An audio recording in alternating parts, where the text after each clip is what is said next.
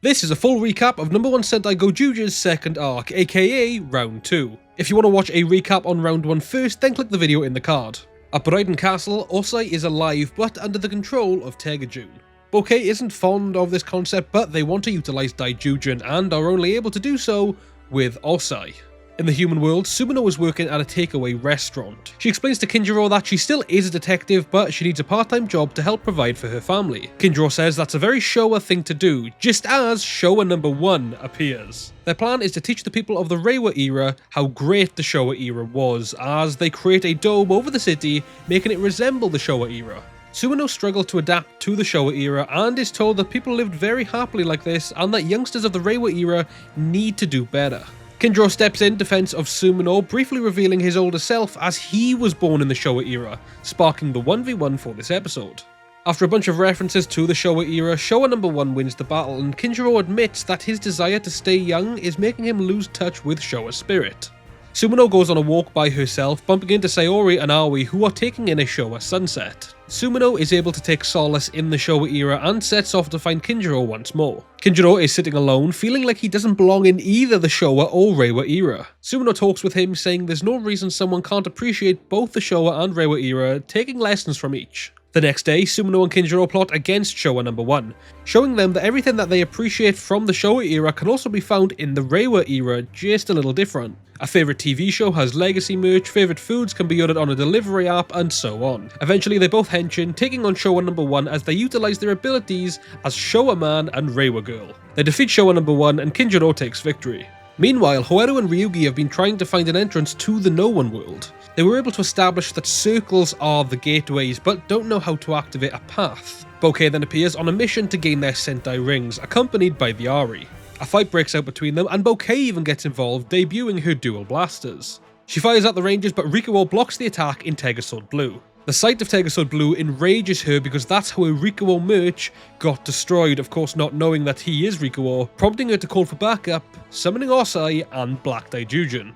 Rikuo fights with Black Daijujin before getting overpowered and ejected. On the ground, the team come to his aid along with Kinjiro and Sumino. Tegasword then starts speaking to Hoeru, spawning the ninja ring into his changer and forcing him to henshin and creates a Goton Nin Shuriken. He splits it into 5 pieces that duplicate Tegasword's power, having all 5 Tegasword formations fight at once. They go against Daijujin, each using their own special move before Hoeru uses Deca Claw to pierce a hole directly through Daijujin, destroying it for good. Osai's control mask falls to the ground, but Osai made it out alive, thanking the Gozyuger for their efforts. Rikuo was practicing his choreography when he's confronted by 2 men, Kawashima and Iwashita. They both have beef with Rikuo because their relationships were doomed over their partner's Rikuo obsession. They both have Sentai rings and henshin into Universe Warriors Duo Eagle and Vol Eagle. Rikuo also henshins, and it doesn't take long before he defeats the Universe Warriors and claims their rings, all while a mysterious cowboy watches from a distance. At the cafe, the Rangers have received gifts from Osai, cases that can store their Sentai rings. Hoeru boasts about having the most Sentai rings before being interrupted by the same cowboy from earlier playing an ocarina. This is Gaia Todoroki, a wild beast tamer who's looking for a one-horned beast that stole the most important thing from him. Before the conversation continues, Rikuo's enhanced hearing picks up a monster in the city, prompting the team to check it out. The No One is Onigoko number 1, aka Tag Game number 1. Who says the team must beat him in a game of tag to defeat him. The team henshin and are chased into a forest by the No One. They manage to avoid all of his attacks until Gaia shows up, revealing he has the Gao Ranger Sentai ring and henshins into Gao Red. The game of tag continues and Gaia pulls a kalimba out of his bag, playing it, resulting in Hoeru getting possessed to act like a real wolf. Whilst acting up, Hoeru is able to tag all of the Ari and Onigoko number 1 retreats. Gaia then pulls out a horse skull, using it as an instrument which causes Sumino to act like a unicorn, despite her not even being with the team. She's able to confront Onigoko, kicking him off the rooftop that he is on, and he lands back at Gaia's feet, allowing him to be tagged and lose the round. However, this No One is a stickler for the rules, and apparently since it's now past 5 PM, the game must resume the following day. Gaia praises Rikuo, being another Lion Ranger of course, but he assures the team that tomorrow he will win the battle and steal all of their Sentai rings. At Brighton Castle, Fire Candle comments on Onigoko's fighting style, and Bouquet teases the fact that he's a product of Queen Tegajun, but we don't get too much info just yet. We also get flashes of a lady called Luna, who Gaia vows to find one day. The next day, both teams arrive at a warehouse where Onigoko declares the Baraiden will be the taggers. The team start running, but Hoero stands still, allowing him to get tagged. He then summons Wolf to caliber 50 and slashes at Onigoko. He makes up his own rule that those who are tagged then become the tagger and starts wailing at him with his sword.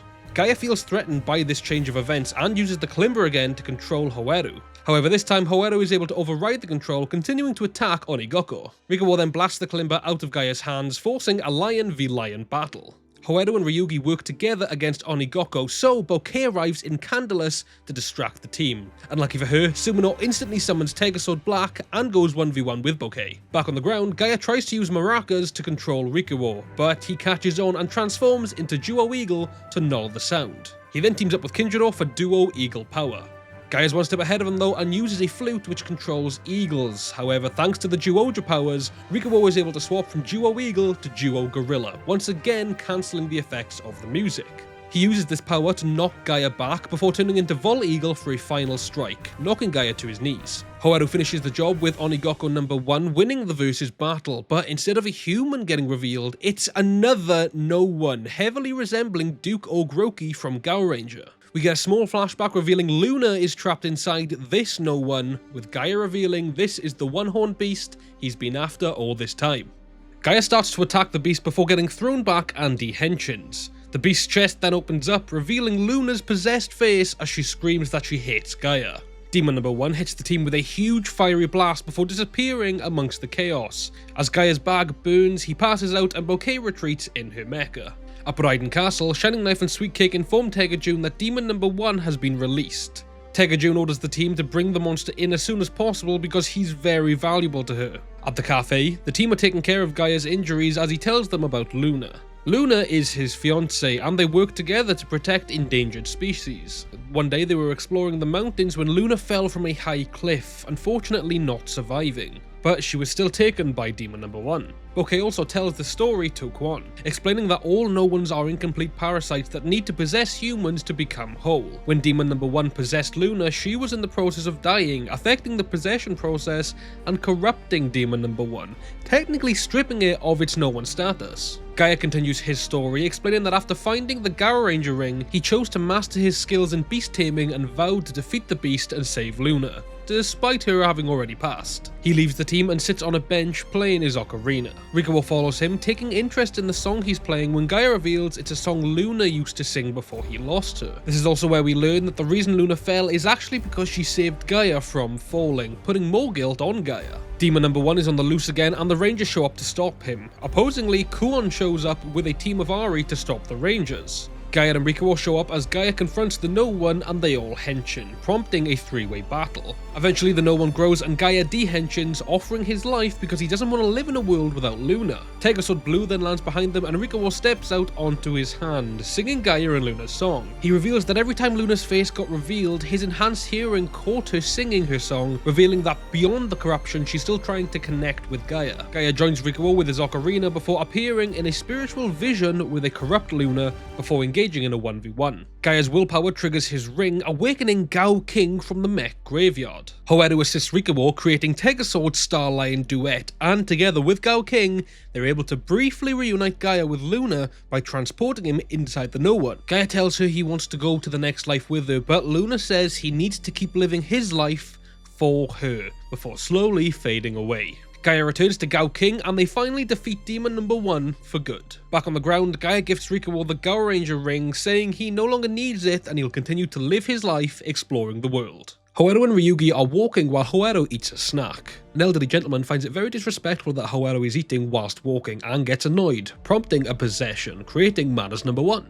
It uses chains to weigh down those who commit an act of bad manners, using Hoero as an example. Ryugi is about to henshin until a whistle is blown and everyone freezes. That's when Universe Warrior Red Racer appears. They say that the no-one stood 1.5 centimeters into the road, creating a hazard, playing into the Car Ranger theme of road safety. The Ranger dehenshins, revealing herself to be Shoko Yamori, the super maid of Ryugi's family who has come to bring Ryugi home. Ryugi makes a run for it back to the cafe, but Shoko beats him to it. Kinjiro questions why Ryugi is so skittish when it's revealed that Ryugi comes from a long line of doctors and he's the first in the family to go down a different path. His father wants him to return home to pursue a career, but he refuses. Manners number 1 is still chasing people as Ryugi confronts him and challenges him to a 1v1 battle. They compete in a Manners competition accompanied by Haweru, who keeps failing. Up at Raiden Castle, Bouquet has a new Rikuo shrine that she's heavily simping over. Then invokes a golden Ari, Cho Shinsei, who asks them about the man in the picture, making Kwon realize that Bouquet has no idea that Rikuo is Goju Leon, and he begins to tease her. Shining Knife and Sweet Cake then walk in, boasting about acquiring the Gingaman ring as they prepare to attack the Gozyugers. Shoko steps in between Ryugi and the No One and begins to fight back. Eventually, Manners number 1 trips over Haweru, who is weighed to the floor. He starts to yell at him for having no manners until Haweru finally loses it, fighting through the weight and henching, using the weights to attack the No One, subsequently destroying them. Then the Buraiden army shows up. Shining Knife and Sweet Cake lead, along with Cho Shinsei appearing in a Yaezer Red Flash. The rest of the team come to their aid. Rikuo and Sumino take on the Cake Couple, and Kinjiro summons Tegasword Green. Sumino is able to retrieve the Gingaman ring very early into the battle as Rikuo uses his newly acquired Gao Ranger ring to summon the evil crushing 100 Beast Sword. He attempts to destroy the couple, but Garyudo appears and blocks the attack, continuing the battle on their behalf. In the sky, Cho is mocking Kinjiro for his age until he finally has enough, locking in and destroying the mecha. Ryugi and Haweru are still fighting Manners number 1 when they trick him into wasting his business cards, having nothing to offer them and committing an act of bad manners. With this break of etiquette, Ryugi is able to give Manners one final strike, saving the old man caught inside him. Shoko then shows up, absolutely appalled that she allowed Ryugi to be in harm's way. She begins crashing out and her Sentai ring starts glowing purple. In a flash of light, Shoko slashes through Ryugi, reappearing in an upgraded Red Racer suit, this time being reckless driving Red Racer, complete with a long coat and spiked baseball bat. She says if Ryugi doesn't care for his safety, she'll have to take his Sentai rings from him and bring him home. The team regroups at the cafe and try to figure out what happened to Shoko. That's before Sayori points at the TV, which shows Red Racer causing havoc in the city. All of a sudden, Tegasword possesses Sayori's body, communicating with the team that Shoko's rage corrupted the Car Ranger ring, admitting that something of this scale has never happened before. The team eventually asks Ryugi about his past and connection with Shoko. He reveals that he always felt like a cog in the family machine, working for nothing other than carrying the Bakugami legacy. One day as a child, Ryugi found a book containing Tegasword's prophecy. It reads that the world is corrupted and full of lies, but if Tegasword was to regain his full power, he would transform the world into a paradise. From that day forward, Ryugi swore his life to Tegasword in hopes to one day better the world. Rikuo senses Shoko on the loose and Ryugi pursued her, however the team weren't far behind. Ryugi confronts her and asks for her ring.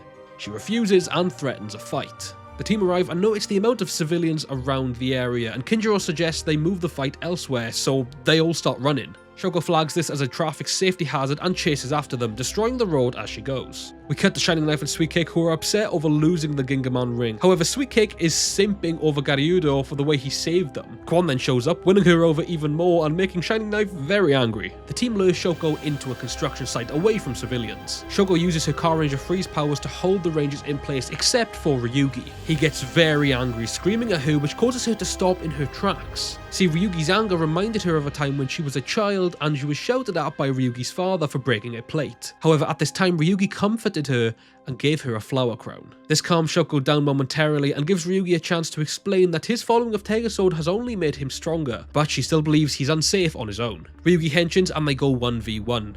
Shoko is slightly stronger to begin with, but Ryugi soon channels the power of Tegasword and uses his Tyranno Hammer to break Shoko's bat and knocks the rage directly out of her. Shoko falls into Ryugi's arms and dehensions. The other Rangers are free and just in time as Fire Candle, Cake Couple and Garyudo arrive. They tell Shoko to find cover as the rest of the team henching and take on the Buraidens. Garyudo then uses his Tegajun to spawn Red Falcon from Live Man and Hurricane Red from Hurricaneja. Mid-battle, Garyudo destroys Hurricane Red in favour of using his weapon against Sumino. She then teams up with Kinjiro and utilizes the Gingaman ring for more power. Garyudo then eventually uses Red Falcon as a human shield, much to the disbelief of the Cake Couple, and he then uses them as a human shield before retreating to the No One world. Cake Couple then grow and Ryugi summons Tegasword Yellow as Shoko joins him in the cockpit. The couple grow even bigger and it seems Ryugi is no match, but he channels Tegasword once more and with Shoko finally believing in him, he slices straight through them, winning the battle. On the ground, Ryugi and Shoko say their goodbyes as she now understands why he won't be returning. She places the Car Ranger ring in his hand, leaving her contract with the Tegasword and returning back to the Bakugami family. Back at the cafe, Ryugi has updated the Tegasword shrine with Tegasword making a personal visit to check it out.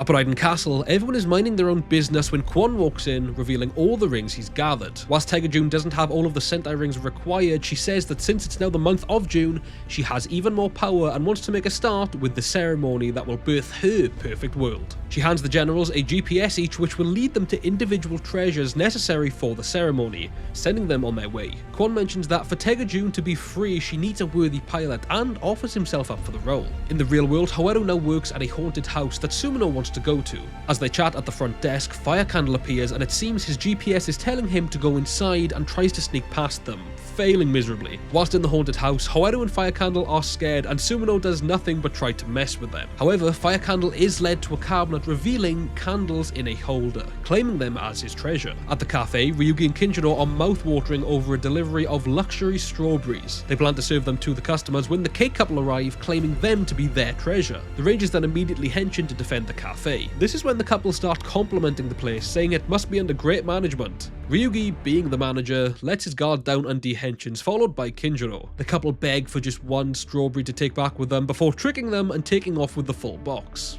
Rikuo is then talking with some fans at a garden centre when Bouquet shows up in search for her treasure, a flower. Whilst getting it, Rikuo starts chatting to her and being the fangirl she is, absolutely buckles. Just before Rikuo leaves, she grabs his hand and tells him that things are about to change, but for the better and he need not worry. Back up at Raiden Castle, we see Kwon and Tiger June talking. Tiger June explains that she is an AI system built by humans, but just because she's unofficial doesn't mean she can't be the best. She reveals that she has the ability to create entire worlds using generative AI, including the No Ones, hence why they need a human to attach themselves to. She then shows a clip of Hayato using Wolf Decalibur. Using her AI powers, she clones the sword, creating Dark Decalibur, and gifting it to Kwon as he swears his loyalty to her. The generals return, all placing down their findings before Tiger June absorbs them and emits a huge blast of energy. In the real world, Kwon arrives with a fleet of Ari soldiers. The team slowly regroup as Kwon possesses the townspeople to clap in formation. The team hench and fight the Baraidens, even having a Decalibur 1v1 between Hayato and Kwon. But eventually the time is right and Kwon steals energy from the townspeople, opening a portal in the sky as Tiger June walks down the aisle. Kwon gets into the cockpit, followed by the team summoning Tiger Sword Decaclaw. Tiger Sword and Tiger June fight 1v1, both on foot and in the skies. Hayato is eventually ejected and Tiger June forces a ring onto Tiger Sword's finger. The team are injured and Kwon removes Hayato's Sentai ring, right before Tiger June forces Tiger Sword into a kiss, corrupting the skies and birthing a new godlike mecha, the Prince of Destruction, Tiger Nagaru. With one final wave of energy, the remaining 4 Rangers lose their rings and the universe as we know it dies.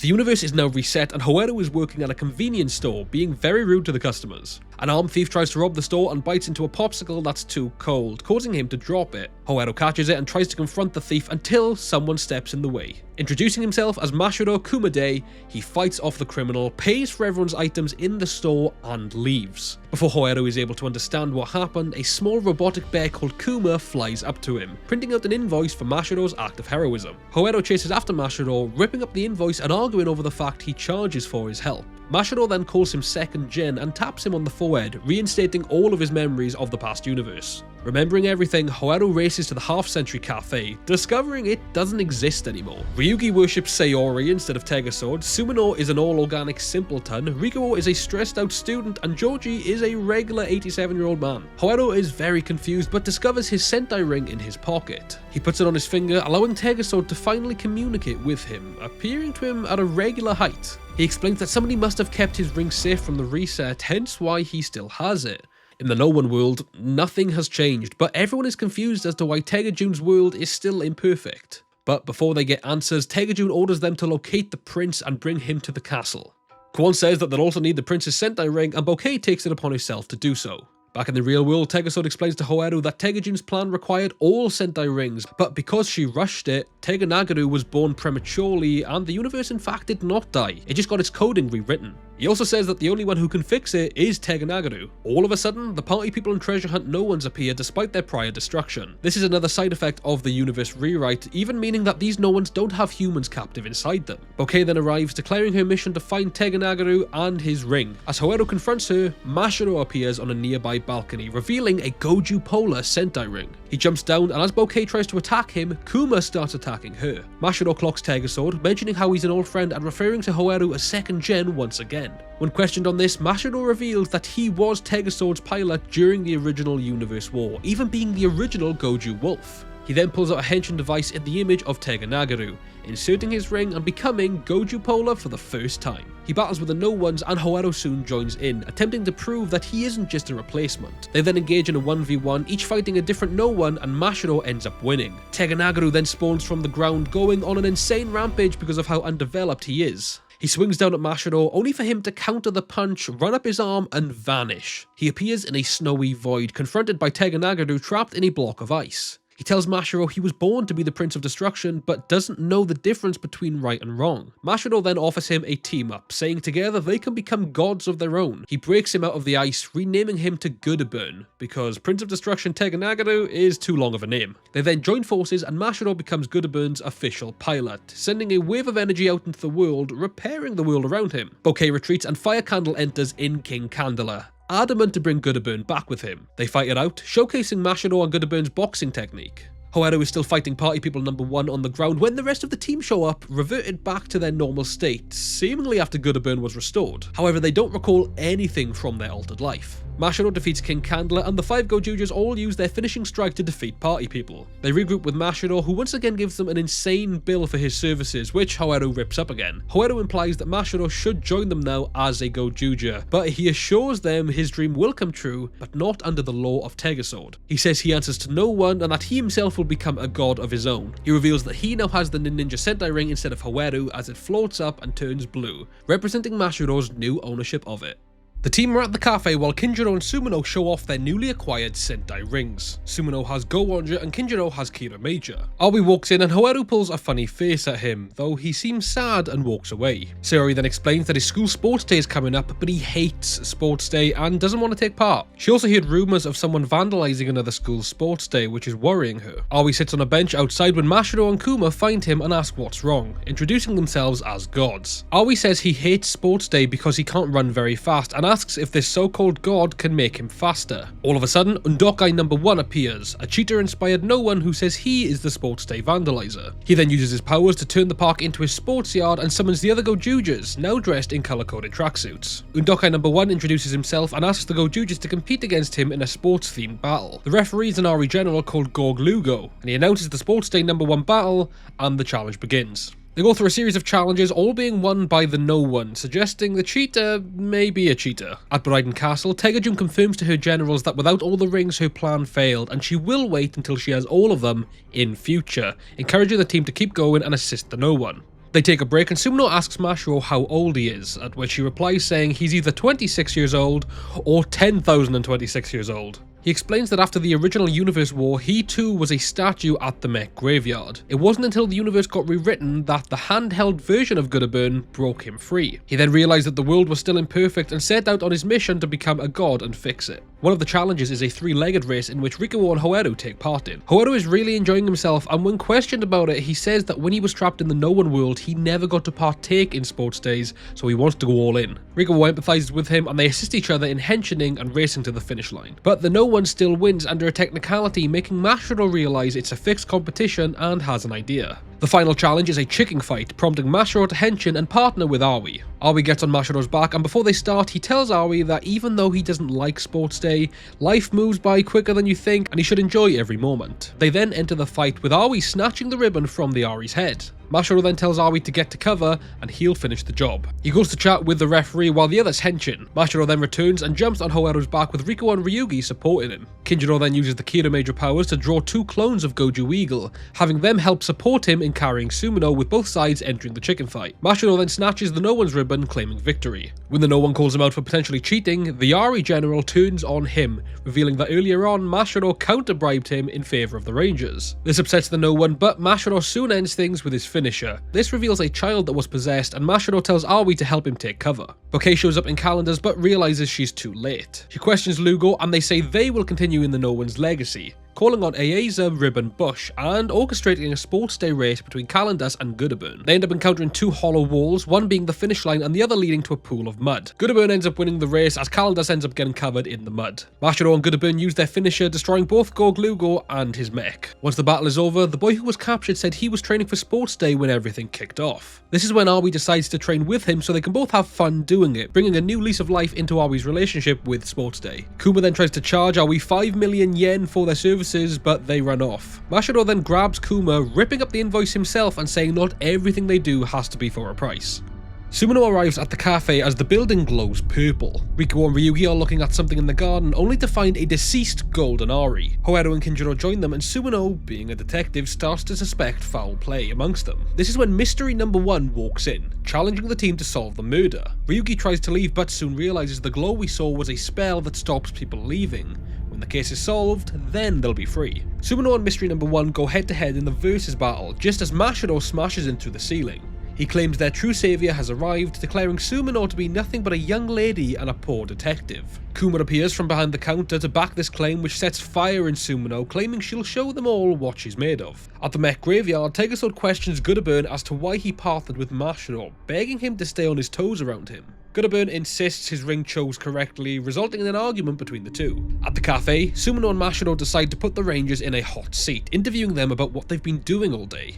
Hoero was working on his CV, Kinjiro was playing darts, Rikuo was live streaming, and Ryugi was writing a new Tegasord hymn. They still all have a reason to be a suspect, and Kinjiro leaves in a panic that he'll be targeted next. The team follows him out, finding him unresponsive on the floor. As the plot thickens, Fire Candle is spotted in the garden holding a memorial for the Ari, Pat Kaiser. Ryugi is now sus of Fire Candle's appearance, dragging him into the interrogation room. When the rest of the team walk in, they're both victims of the same attack. Ryugi has bled a little, allowing him to write something out before clocking out. Initially they believe it reads the number 72, making them believe it could be Kinjiro due to his age. Sumino then says he's 87, followed by the observation that this is actually the word Kuma in katakana. This then points all eyes to Mashiro. He denies it right before Hoero and Rikuo are struck down from poison. Sumino then finds the bottle, seeing small paw prints up the side.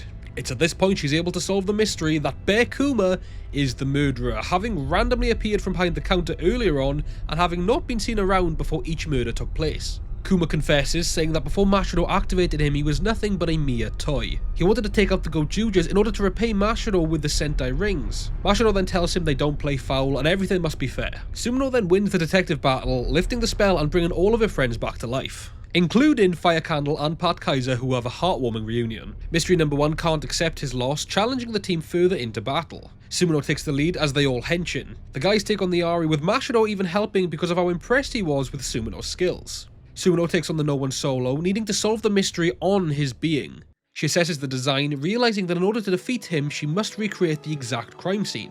She transforms into Go On Red and summons Go Roader GT, acting as the circular object needed in the crime scene. The No One falls to the ground, finalizing the crime scene and giving Sumino the win. Tegasord and Gooderburn then arrive, prepared to fight with each other. Mashiro pilots Gooderburn, combining him with the now giant Bear Kuma. Sumino forms Tegasord Black in rush mode. They fight each other before Hoero swaps with Sumino and forms Deca Claw. But before they can fight, a blast of lightning strikes down, marking the return of Black Daijujin. Daijujin then summons the power of Enjino, Gao King and Shinkano, creating Universe Daijujin, an amalgamation of all four mechs. It charges its sword, striking down on them with mighty power. Universe Daijujin is far too strong for the Rangers, forcing them to retreat. We see that Kwon is piloting the mech, and Dark Decaliber is how the mechs were cloned and merged. Sometime later, Hoero is working at a honey store and can't stop thinking about the amalgam mech. Mashiro then walks in, calls him second gen again and asks what he recommends. Hoero gives him attitude, so Mashiro purposely questions him on his wish, knowing he doesn't have one because of what the mysterious lady told him many years ago. As a reminder, having a wish means the ability to be possessed by no one's. Mashiro then gets Hoero fired for being such a rude employee. As he walks home, he hears someone calling out to him. It's the voice of Mine Takanashi, the same lady from all those years ago. Hoero brings her to the cafe, over the moon that he's found her again. Mine tells Hoero that she's recently returned to Earth, followed by calling Hoero handsome. The team are watching this unfold, believing them to be interested in each other. They want to help him make a move, but do nothing but make things awkward. Mina then offers Hoero a date, and with Sumino holding the title of number 1 busybody, they follow after them. Meanwhile, Mashiro is eating honey with Kuma when Kwon tries to attack him. Mashiro catches Dark Decaliber between his fingers before confronting Kwon on the Daijujin amalgam. Kwon asks Mashiro to stop hunting the rings, which of course he refuses. Hawaru and Minne try to figure out a date idea, landing on a game of badminton. The team are once again stalking, with Kinjiro using his #1 party people title to try and spice things up. Failing, of course. They then go out for dessert, where Hawaru carelessly drinks some matcha. Ryugi holds the title of Manners #1, so he intervenes. They relocate, reminiscing about the time they first met, albeit a bleak time they found comfort in each other. Once again, the team arrive, and this time with Rikuo as #1 heart pounder. He holds up a series of lines for Hawaru to say, but he gets uncomfortable and runs off with Minne. Back with Mashiro, tensions are growing between him and Kwon, resulting in them both henching and fighting it out. In the process, Kwon drops his Geki Ranger ring and Mashiro drops his Ninja ring. They pick up each other's, converting the colours and keeping them. Mashiro says that stealing from a god is risky, but Kwon says he has no gods, only angels, as we see a flash of Hawaru, followed by Kwon saying soon to be fallen angels. Hawaru has taken Minne to the beach, finally getting some privacy. He says he couldn't relax with the team watching, but Minne says it's great how he has such caring friends. They finally sit down for some lunch, to the team of course not far behind. They're having a really fun time together, eating, laughing, then Minne gets up to say something to Hawaru, when she gets shot straight through the stomach, falling to the ground. Hawaru runs to her and the other rangers discover Kwon. Even Mashiro shows up saying how sickening this is. It's here that Kwon reveals that the real Minne was killed in the No-One world long ago.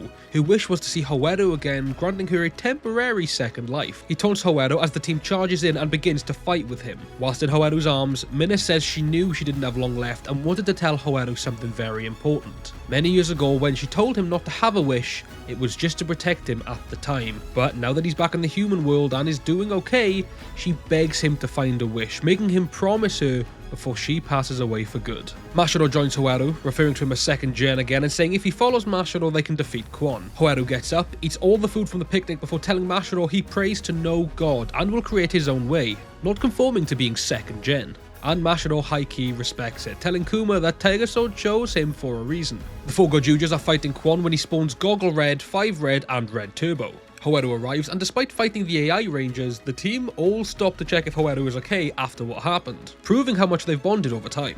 Hawaru henchins, taking on Kwon directly. Kwon is still as strong as ever, but Hawaru's will to fight is only getting stronger. He wails on Kwon with Wolf Decaliber, and the team manage to destroy the AI Rangers. Kwon then summons Universe Daijujin and Hawaru summons Tiger Sword Red. It then starts snowing as Mashiro and Goodburn appear with an umbrella to block the snow. Mashiro says if Hawaru doesn't pray to a god, then Mashiro at least wants to help him voluntarily, as does Goodburn in relation to Tiger Sword. Both mechs step forward, officially combining with each other to form Tiger Sword Whiteburn.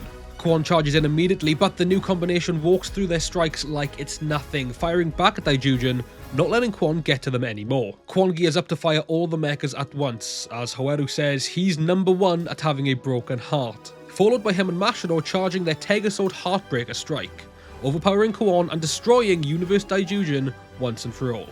Later that night, Hawaru is sat alone in the cafe, mourning the loss of Minne. Mashiro comes to check on him, trying to comfort him, but still calling him second gen. This sparks some playful fighting between the two, witnessing the start of an all-new friendship.